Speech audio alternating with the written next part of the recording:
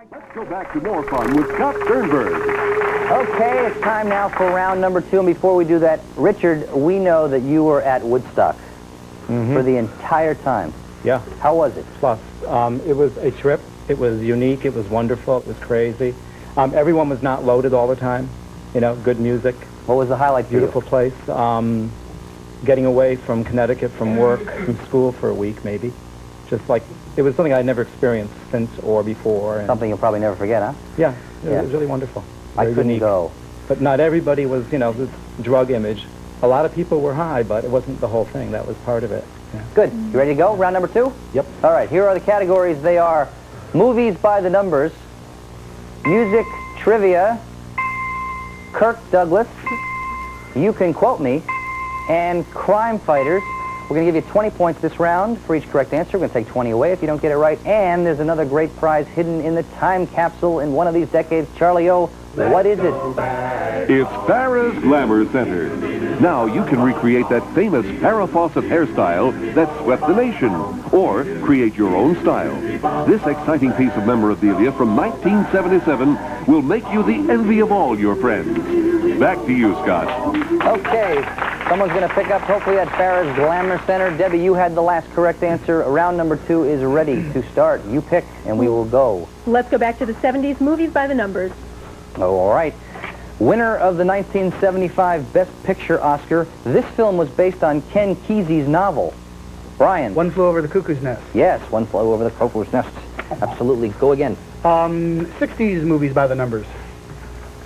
In 1969, Jim Brown scored in steamy love scenes with Raquel Welch in this Western. Richard. 110 rifles. No. Brian. 100 rifles? 100 rifles. Missed it by 10, Richard. Sorry. Okay, Brian, in control. Pick again. Okay, 60s Kirk Douglas. In 1960, Douglas led a revolt of slaves in this historical epic. Richard. Spartacus. Correct. Thank you. 20 points for you, Richard. Pick again. Let's do Kirk Douglas again, the 80s. Okay. In 1986, Douglas teamed once again with Burt Lancaster as two old ex-cons in this movie. Time's up, Brian. I don't know what you're doing. Tough Guys. Tough Guys. I know you were thinking very hard. And, Richard, you have control. Pick again. Let's go back further. Kirk Douglas in the 50s. Kirk Douglas battled a giant squid in this 1954 Disney classic. Brian? 20,000 Leagues Under the Sea? Yeah, 20,000 Leagues Under the Sea. And what was the name of the captain? Ooh, Crunch.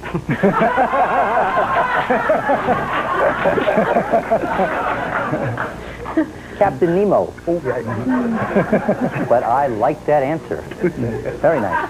All right, Brian, pick again. Must I? Okay, 70s crime fighters. Angie Dickinson really spiced up the LAPD as an undercover policewoman by this name. Brian. Pepper Anderson. Yes, Sergeant Pepper Anderson. Go again, Brian. 70s You Can Quote Me. In a 1973 autobiography about his flamboyant lifestyle, he claimed, "I cried all the way to the bank." Brian. Truman Capote? No, not Truman Capote. Richard and Debbie, do you have a guess? Richard's going to try. Who's Liberace? Liberace is absolutely correct. Good for you, Richard. You're in the plus column with 20. And we get to pick again. Okay, 70s music trivia, please. Into music trivia for the first time. In 1975, this performer became the first rocker to ever appear on the covers of Newsweek and Time magazine in the same week. Brian? Bruce Springsteen. Yeah, it was the boss. Bruce Springsteen. Pick again. You Can Quote Me 60s. Turn On, Tune In, Drop Out was the title of a lecture he gave in 1967. Richard. Timothy Leary. Oh, I was sure you knew this too, Richard. I was there, too. Yeah. Okay. Obviously. I knew that Obviously. also. Yeah. Okay, Richard, pick again. Okay, Kirk Douglas, 70s, please. Finishing off the Kirk Douglas category, this 1978 Brian De Palma chiller about kids with psychokinetic powers starred Douglas and Amy Irving. Debbie? Fury? Yeah, The Fury. Good. Pick again. Let's try the 80s crime fighters. Righting wrongs across the country, these soldiers of fortune had a leader named Hannibal and a mechanic with a bad attitude. Debbie. The A-Team? Yeah, the A-Team. Yeah. Hannibal and B.A. Go again, Debbie. We'll stay with that. 60s crime fighters. This ultimate camp show of the 60s was punctuated with silly puns, absurd situations, and guest villains. Richard. Batman. Batman. Yes, it was Batman. You remember who played the Joker? On the TV show? Yes. No, not offhand. You guys, Brian, you know? The movie. Was it Cesar Romero? Cesar Romero. All right. Go again, Richard. Okay, crime fighters, 50s, please. Okay, finishing off this category. There was peace in Dodge City thanks to Matt Dillon and this friendly, limping deputy. Brian. Chester. Yeah, Chester. Chester Good, played by... Dennis Weaver. On we go. Okay. 60s music trivia. The British invasion officially began on February 7th, 1964, when 25,000 screaming fans met the Beatles at this airport. Brian. LaGuardia. No. Richard. JFK. Yes, at Kennedy Airport. Go again, Richard. Good. Music trivia, the 50s. On March 24th, 1958, Elvis Presley became an Army private when he reported to his local draft board in this city. Richard. Memphis, Tennessee. Yeah, Memphis, Tennessee. Richard doing real well. Coming from minus, you have Richard tied on a Debbie for roll. second place. Pick again. Music trivia in the 80s. And the time capsule is yours. Okay, Richard.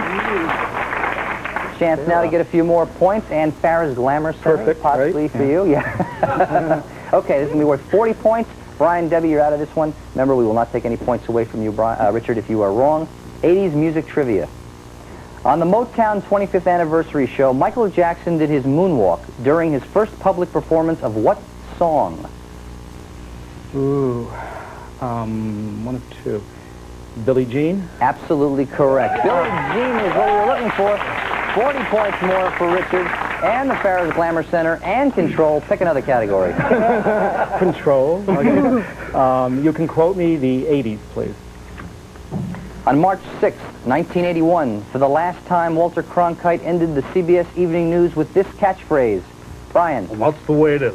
And that's the way it is. Right you are, Brian. Pick again. Movies by the numbers 50s. In 1955, Bob Hope starred in this film as a famous vaudevillian with his performing family. Richard. Seven Little Foys. Yes, Seven Little Foys. Doing well, Richard. Right? Oh, that sound means something. It means that round number 2 is now over. We have a very tight game going. Brian with 180, Richard with 160, Debbie with 100, and the all-important decades round is coming up. We will find out who wins, and we'll do that right after you watch these.